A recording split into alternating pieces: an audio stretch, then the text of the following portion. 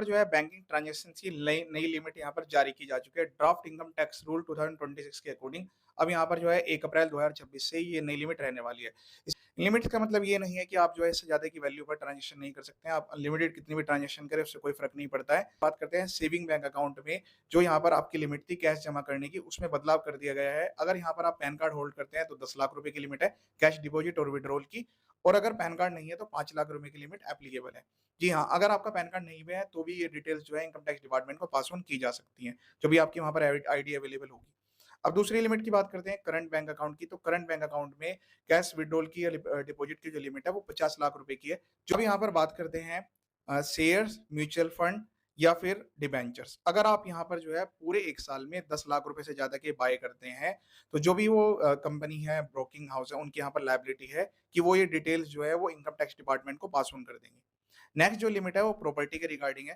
Property में क्या था कि पहले प्रॉपर्टी ट्रांज़ैक्शंस थी, अब इसमें क्लियरली मेंशन किया गया है प्रॉपर्टी की सेल, परचेज़ या फिर गिफ्ट, तीनों चीज़ों को इंक्लूड कर लिया गया है और 45 लाख रुपए की अगर उस प्रॉपर्टी की वैल्यू 45 लाख से ज़्यादा की है, तो ये डिटेल्स इनकम टैक्स डिपार्टमेंट को पास ऑन होगी। और अब बात करते हैं यहाँ पर क्रेडिट कार्ड के रिगार्डिंग।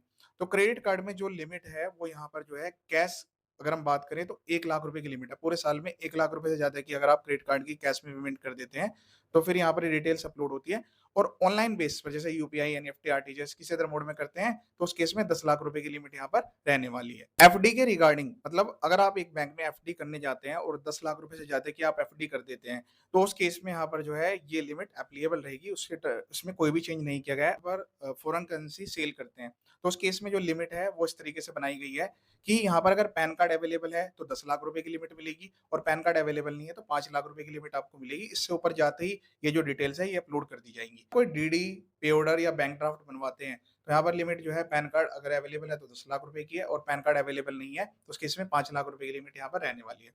पहले स्टैम्प पेपर बाय करने पे कोई भी लिमिट यहाँ पर एप्लीकेबल नहीं होती थी, लेकिन अब यहाँ पर इसकी नई लिमिट आ गई। अगर आपके यहाँ पर पैन कार्ड अवेलेबल है तो उस केस में ये जो लिमिट है यहाँ पर 2 लाख रुपए रहने वाली है और पैन कार्ड अवेलेबल नहीं है तो 1 लाख रुपए रहने वाली है। State from any person against insurance premium, तो यहाँ पर इंश्योरर की लायबिलिटी है। यहाँ पर जो लिमिट है वो 10 लाख रुपए की रखी गई है। पैन कार्ड के केस में, नॉन पैन कार्ड के केस में जो है ये लिमिट 5 लाख रुपए की रखी गई है। ये भी आपकी ईयरली लिमिट एप्लीकेबल रहने वाली है। अगर कोई पर्सन यहाँ पर कैश में रिसीट करता है फॉर सेल्स ऑफ सर्विस और गुड्स, पर डे पर ट्रांजैक्शन वाली जो लिमिट है उसी के रिगार्डिंग ये प्रोविजंस हैं। तो यहाँ पर जो पेयर है, अगर वो इनकम टैक्स ऑडिट में कंसीडर होता है मतलब उसके ऊपर इनकम टैक्स ऑडिट एप्लीकेबल रहती है, तो उसकी लायबिलिटी आएगी कि 2 लाख रुपए से ज़्यादा की जैसे वैल्यू होती है, तो यहाँ पर उनको ये डिटेल्स अपलोड करनी होगी। ठीक है? अब इसमें क्या प्रॉब्लम आएगी, जो रिसीवर है उसके ऊपर 100%